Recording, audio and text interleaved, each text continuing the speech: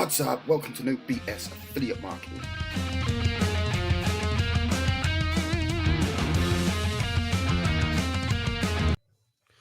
What's going on, guys? Welcome to No BS Affiliate Marketing with your hosts, Andy Mattis and Pascal.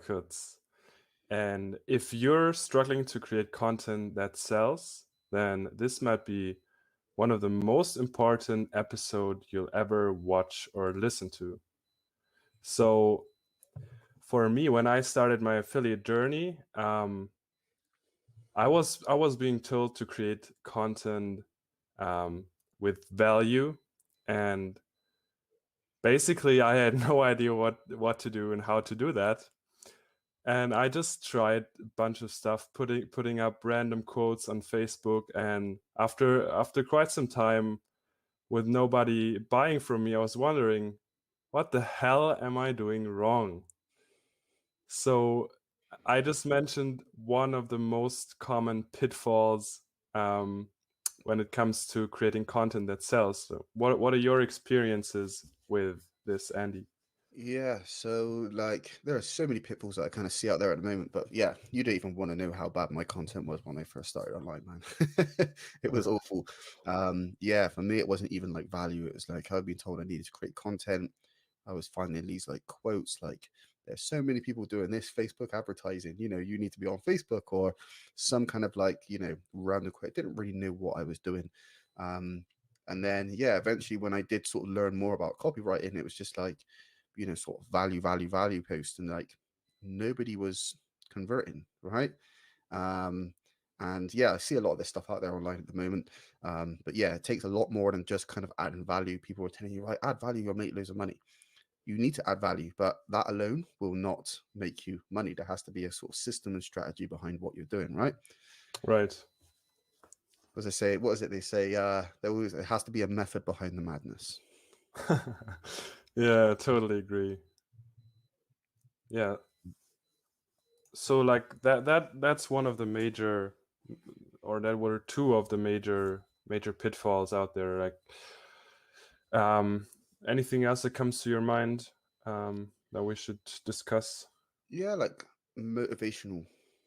I think we should touch on the motivational Right. posts that you see a lot, especially on Facebook and stuff like that, because yeah, we can kind of really sort of go into like why your content's actually there in the first place and what it's Right. actually designed to do, and why just publishing motivational posts really doesn't really. It's okay to sort of share it and stuff like that, but it doesn't really kind of serve a purpose if you're using organic marketing on Facebook specifically. Right. Yeah. Let's go into why we actually want to create content, what purpose it should serve, and then tie it into the motivational All right. things. Do you want to sort of kick it off with that one and explain, and then I'll add a bit on that one. Yeah. So to start off with, I think the most important thing is to basically know your client or customer avatar when it comes to creating content, because essentially with content we want to build a relationship with your audience, right? Can I stop you there for a minute? Yeah. Like for anyone that's kind of new, can you just kind of explain like what the customer kind of avatar is? Right. So yeah, the customer avatar, basically it's your best client, and that could be, if you're new to this whole thing, you're probably confused, like who is the best client. And for the people who have a business already, you might want to take a look at who are buying from you repeatedly. Who are the ones, those people are most likely your ideal clients. For those of you who are new, basically your best client basically is so whatever you're promoting, it solves a few problems, right? Whether it doesn't matter what niche you're in, all the products or programs are solving a specific problems that people are having. Now, to give you an example, if you're marketing, I'm promoting a how should I say it? Let's take the example of a fitness offer. If you just say I'm promoting like a lose body fat offer, or like lose body fat is kind Yeah, of a good example. weight loss. Yeah, that's Yeah, and it's like, okay, but who are you targeting? Like, what problems is that solving, and who are the specific people that this can really help? So with the ideal client avatar, we basically nail down who this one person is that would be our ideal client forever for whatever we are selling or Mhm. promoting. Absolutely. So it's just kind of like, kind of like a targeted sort of audience. It's like a generic kind of avatar. You're going to target that avatar with your marketing, Right. and it's like I said with Pascal, like I've got my own program, and I thought my ideal client was this person. I created an avatar and marketed it. And after I started sort of plugging a bunch of people in, I actually realized, okay, because I thought my ideal client avatar was, someone that was sort of late 20s, into the 30s. And then it turned out after I plugged a whole bunch of people in, I was sort of looking at, right, okay, so this is my dream client. He's my dream client. Like looked at a whole bunch of people and actually seen, right, okay, so my dream client's actually around 45, 50, some like a little bit older than that. And then, I sort of started gearing my marketing towards this avatar because those were the dream clients that I was, looking for. And those are the ones that kind of started coming in. So, yeah, it's really sort of nailing down like exactly who it is that you serve. Okay. Right. Um, Now with this client, now we have the ideal client avatar, and could you go into like now the next steps with your content? Like we mentioned, building a relationship with your ideal clients. So mhm. what's Yeah. So, like, with like your idol, let's just kind of quickly dive into like, what your avatar, like, what kind of things you actually find out, right? right? It's really about just kind of like, like actually going to the market and speaking to your audience, right? Because there's that old saying like, what does like Susie sat on a bus stop across the road. Okay, like what does Susie want for lunch? Right? You can sit there, you can study her, you can look at her Facebook, you can, I don't know, read all of her emails, you can do everything, right? You can research this person like hell. And if you guess, you could still get it wrong, right? So the only really way to really know what Susie wants for lunch is to go and ask her. All right. Only then are you going to be certain. And it's kind of the same with like online marketing, right? So it's like you go and speak to these people. Okay, like, okay, what are your pains? Okay, like what are your problems? Like what are those kind of like burning problems that are kind of keeping you awake at night? Yeah, like what are your desires? What steps do they need to take to get that desired result? And you're just like, there's a whole bunch more questions, but these are the kind of things you're kind of asking to your perfect client. You're sort of nailing down a whole bunch of things, and then you just basically compile it onto this avatar worksheet. And then from there, when you create your content, you use that avatar worksheet, okay, to sort of touch on those pain points, right? Because business is about solving problems, okay? So you're essentially just, creating content that, kicks their bruised knee. It's going to resonate with them because you've already spoken to your ideal clients to find out, what their problems are. And then you're just essentially just kind of educating them on the solution to their problem, right? Right. And like, there was an old saying that, it kind of takes like 7 points of contact before somebody makes a buying decision. But, recently I heard, that number is now 70 points of contact. Okay. So like your content is literally, it's like you want to think of it as like a 70-point ladder, right? You go Hmm. from old, somebody that doesn't know you, doesn't like you, doesn't trust you. Mate, obviously not everyone's going to be 70 points of contact, but some people are going to take 70 points of contact before they make a buying decision about, kind of signing up with you. So your content is really there to, nurture them through that process. And then, there's different types of content you can use there. Some they're designed to actually get them to sort of take a specific action there as well. Right. So yeah, like your content should always be like you said, always be targeted to this one client avatar. So you speak directly to their, like you said, Bruce knee. I like that. Mhm. And so I guess like with these 70 steps, and it may be less, like what you're essentially doing is building the relationship, because in the end nobody's gonna buy from you if they don't trust you, or if they don't think that you can offer the solution to their problems, which is why Exactly. it's so important to know what are their problems.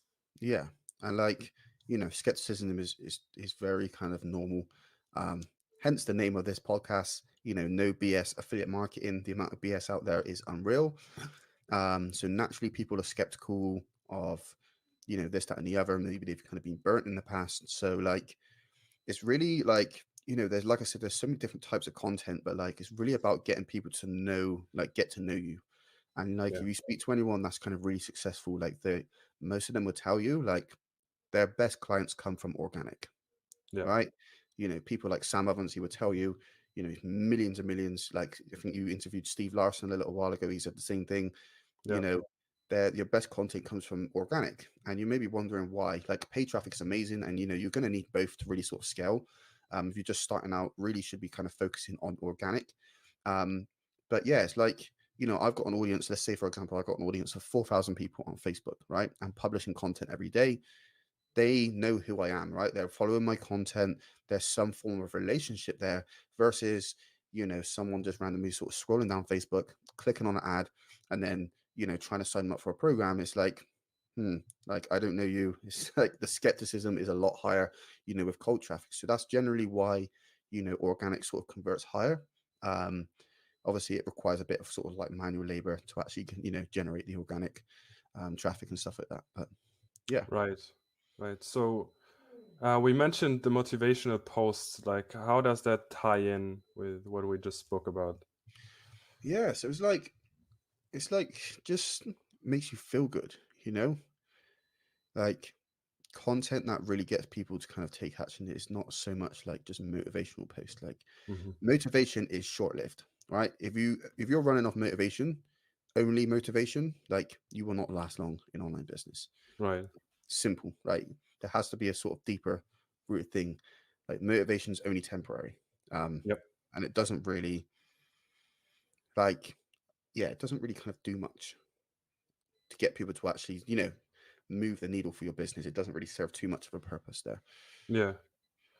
Yeah, you mentioned something very interesting here. Like, it doesn't really serve a purpose, right? So what, like that's a very interesting point, as we always say that everything you do in your marketing should serve a certain purpose, right? Because otherwise, it's just like, what we call like random acts of marketing. Like, Yeah, what I see a lot is like, like you said, people say to kind of, to create content, and then you just go out there. And he's like, okay, it's Tuesday. I'm gonna create this post on Tuesday. Monday, I'm gonna do like a, something random. Wednesday, I'm just gonna, yeah, I feel like writing about this on Wednesday. It's like, it's just random acts of marketing. There's no real strategy there behind what you're actually posting. Like, do you actually know yeah, whether this piece of content you're putting out there is actually going to move the needle for your business, or are you just putting out there for the sake of putting out there? yeah, I think for like 80%, if not more, of the market, it's just like, I'll just put it out there for the sake of putting it out there. I don't really know any different, right? yeah, And I've been there myself, right? I've been there myself at one point. So, like, and things weren't too good. Things weren't working out too well. There was no kind of system or strategy behind what I was actually posting. So, like, first of all, really sort of nailing down like, what types of content do I need to be kind of be posting there as well. And you want to have this sort of like balance. You just don't want to be kind of pitching people every day, because mhm, that's just going to be like, people say, oh, this guy is going to pitch me on this post. Like, I've seen people who literally pitch on every single post, and it's like, it's like, before I even start reading it, I'm like, yeah, I guarantee there's going to be a pitch at the end of this one, and it always is. And it's like, you want to actually sort of have a little bit of nurture in there, and a balance of kind of pitching and stuff like that as well.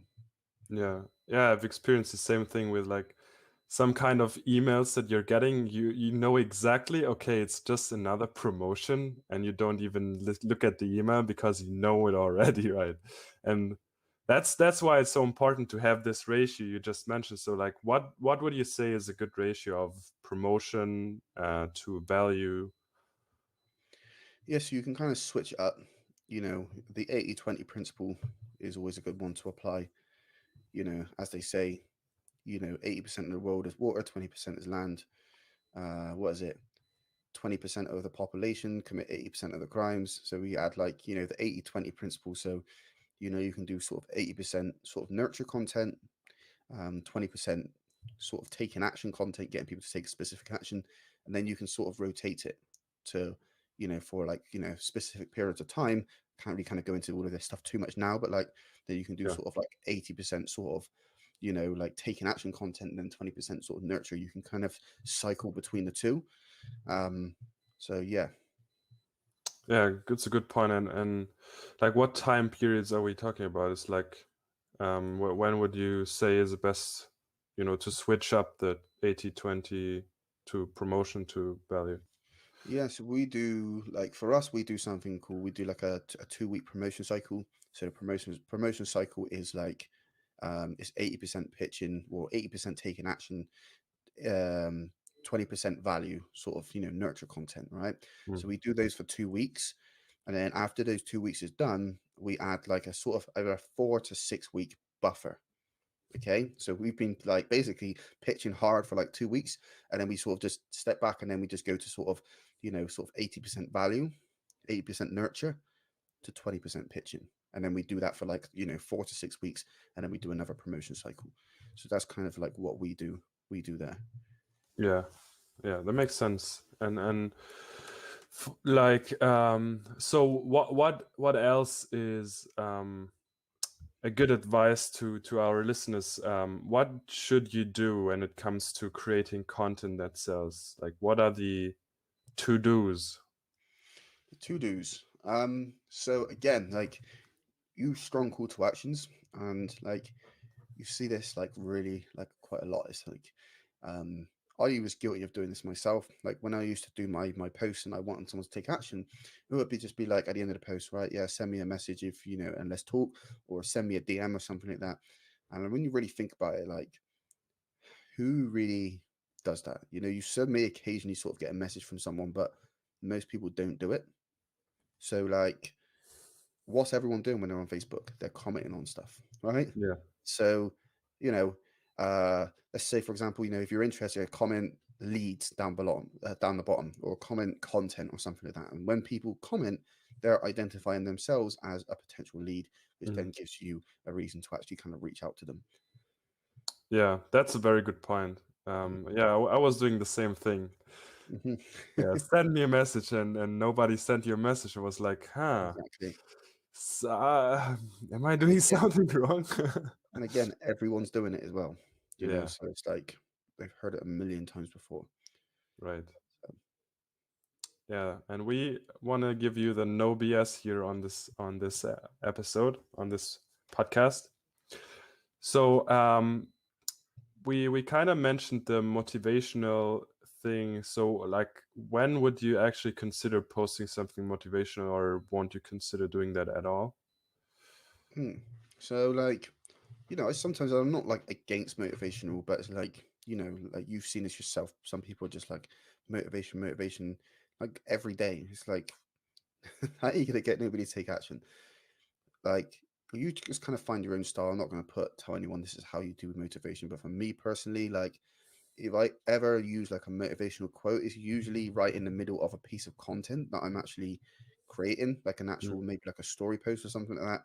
And that motivational quote is related to the piece of content that I'm actually creating. So it's like it kind of serves a purpose, like a bigger purpose than just like motivation, if that makes Mhm. sense.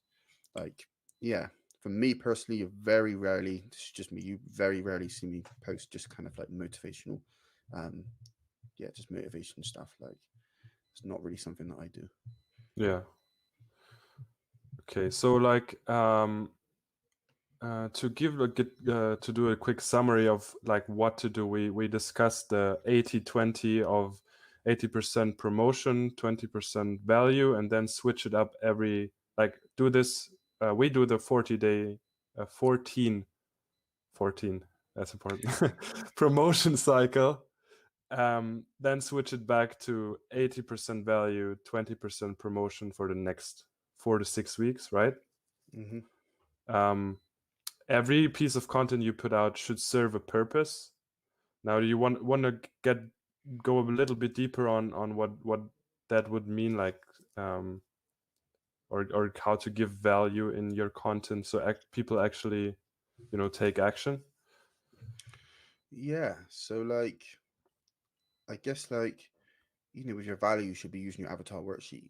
You Hmm. know, you have to understand these people better than they know themselves. Um, and really sort of hit those pain points and educate them on the solution, I guess. Like, and over time, where you're sort of people like watch, people are nosy, right? Give them something to nose at, even if they don't engage on your content. Like, Yeah. people are nosy, they will be sort of watching. Like, I have people reaching out to me, like, I've been following your content for ages and they've not engaged on a single post. So, like, you know, be hitting those pain points. And it's like sometimes when I speak to people, these people are like, yeah, like I hear you kind of writing about this, and it's like, yeah, man, when I read that, I thought this. So you want to be hitting those pain points, okay? Make people feel understood. This is like, wow. Like, just to give you an example, I had a call with a guy a couple of weeks ago, and I sent him a friend request, and he was like, man, like I'm not being rude or anything, but it's like I receive so many friend requests, I usually just like ignore it, but like for some reason, like I just clicked on your profile.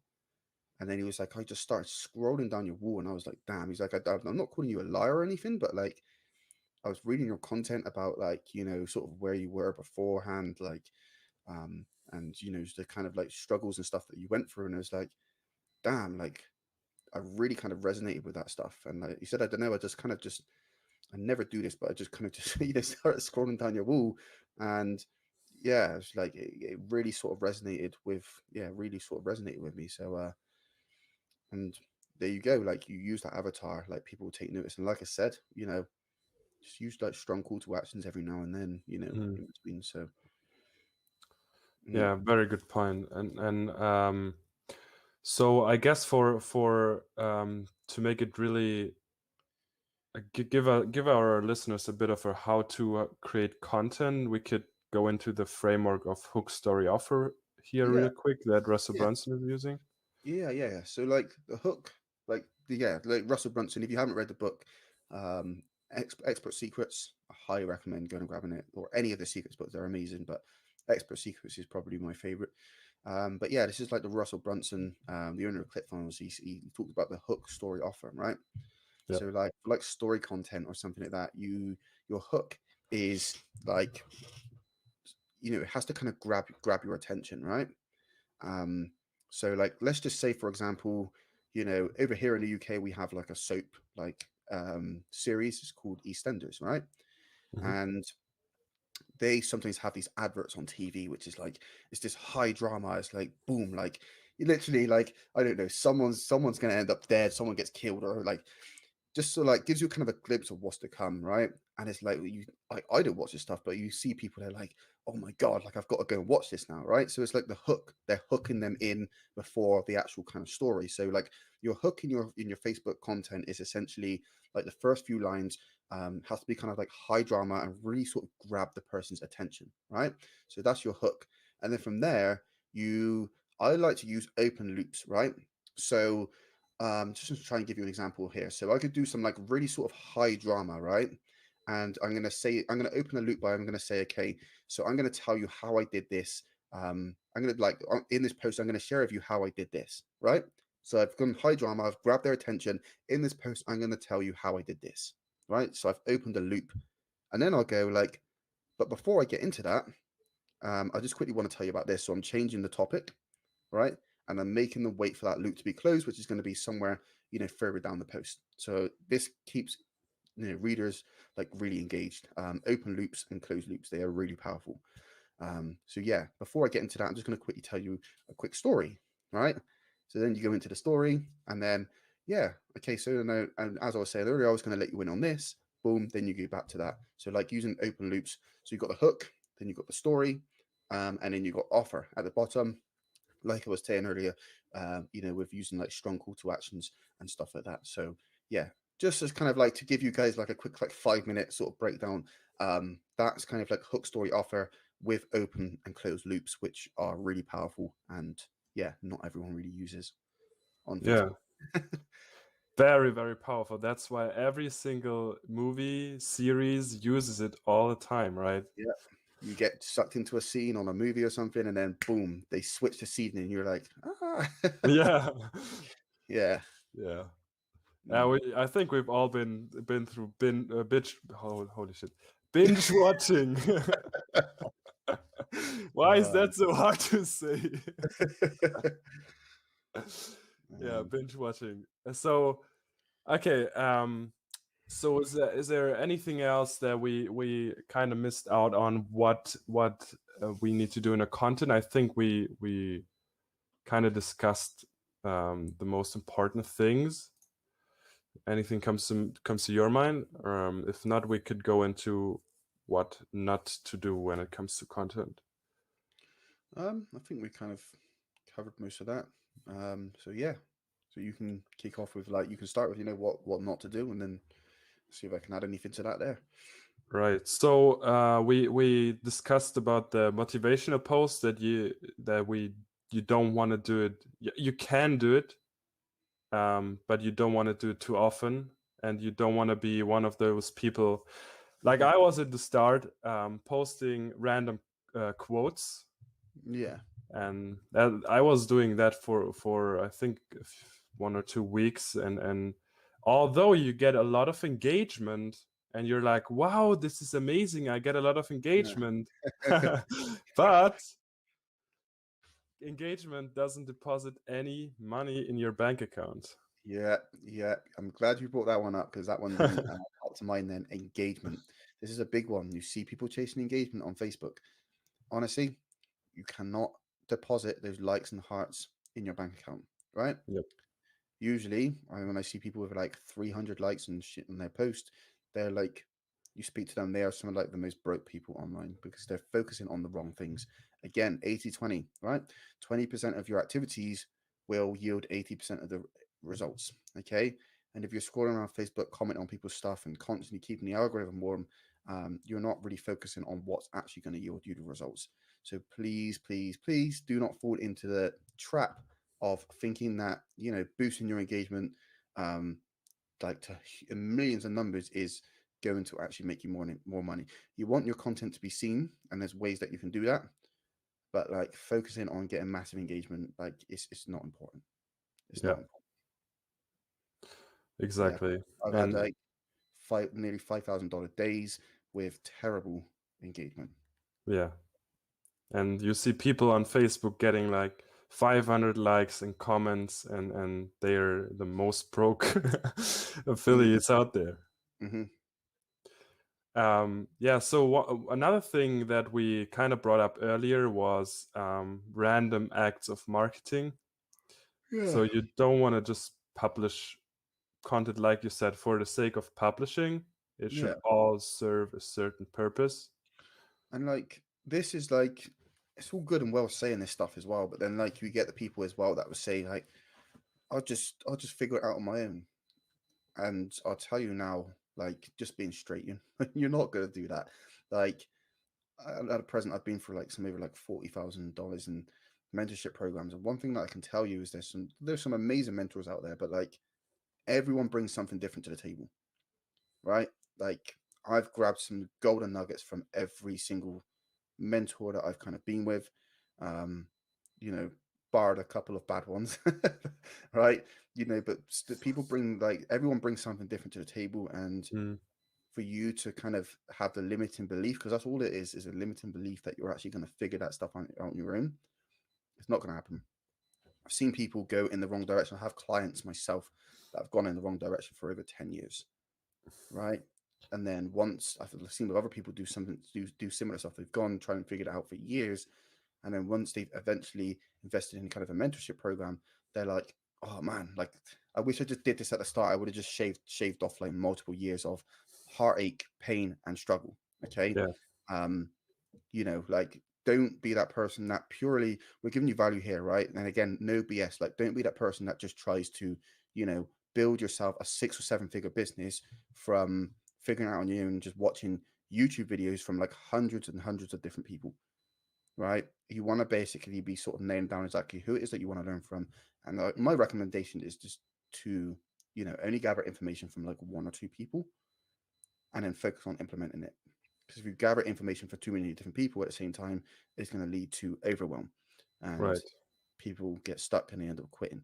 Um, so, yeah, the best way to really kind of do this stuff is just get someone that's going to be there to help guide you along through the process. It's the fastest way to start making money online.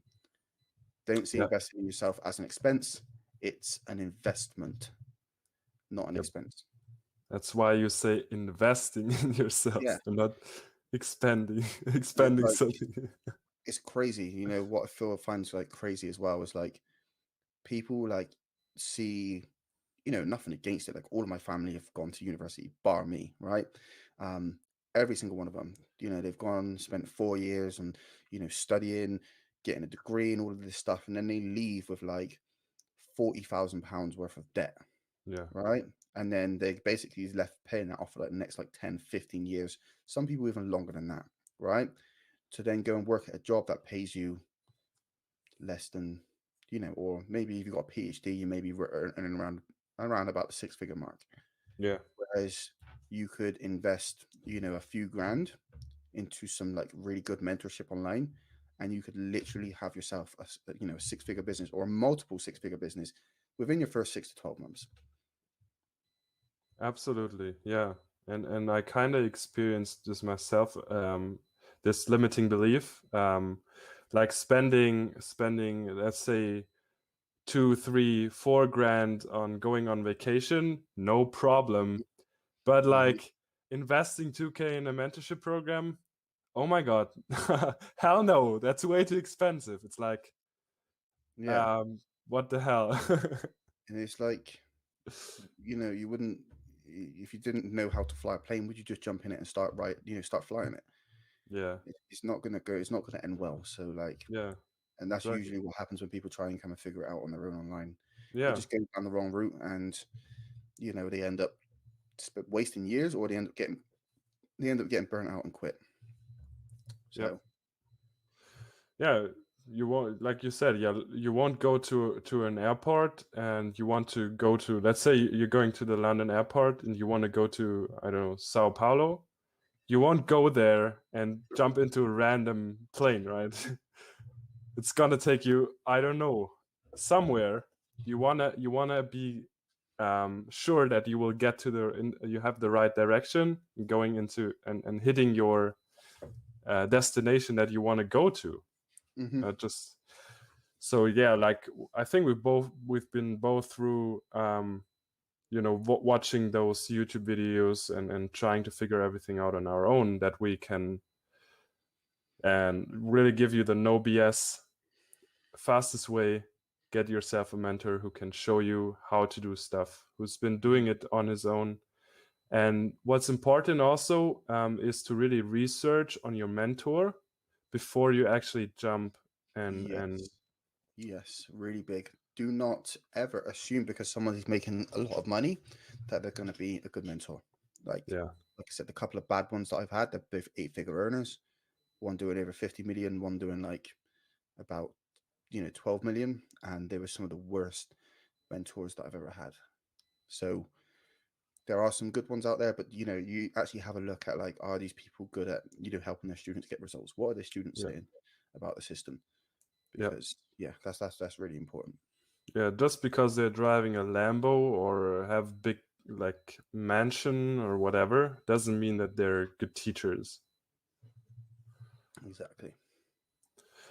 Okay, so what have you missed out on? What not to do when it comes to creating content that sells? We kind of discussed.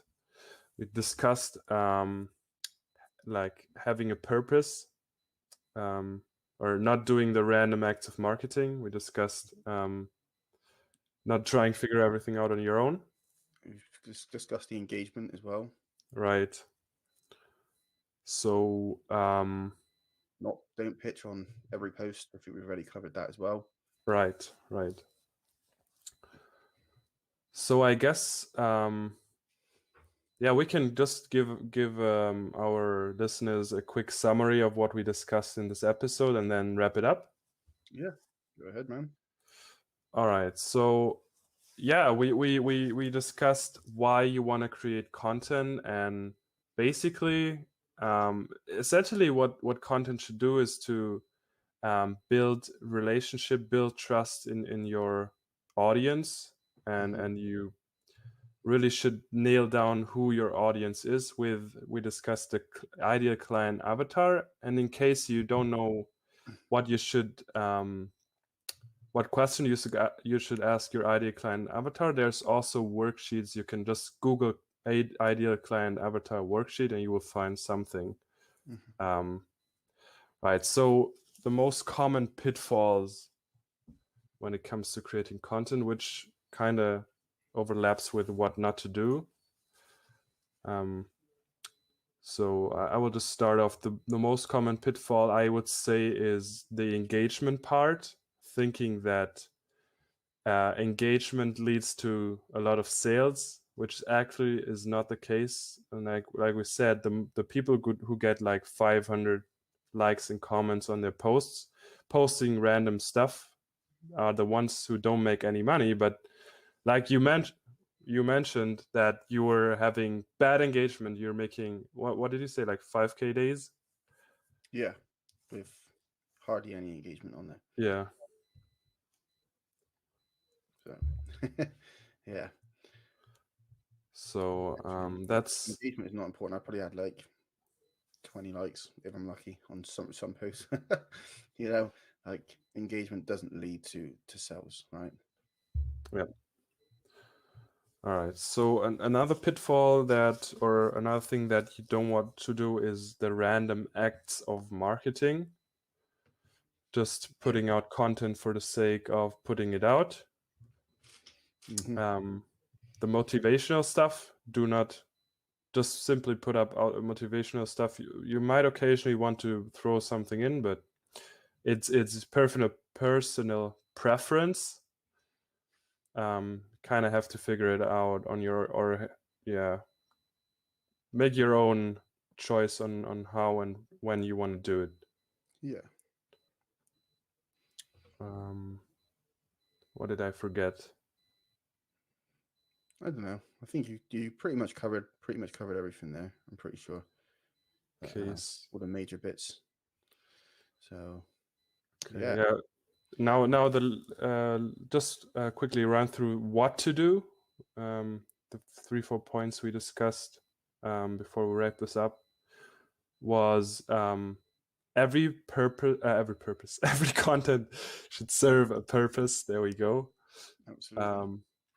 The 80-20 principle of 80% promotion, 20% value, then switching it up after 2 weeks.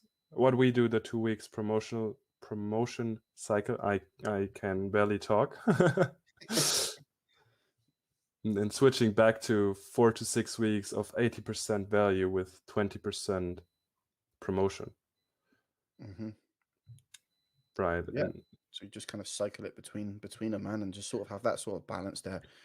You know what I mean? You know, you want to have that balance there. So just kind of switch it up. You don't want to be doing the same thing every week for, 12 months of the year. You got to kind of have a sort of balance, switching things up and that. So yeah. Yep. Right.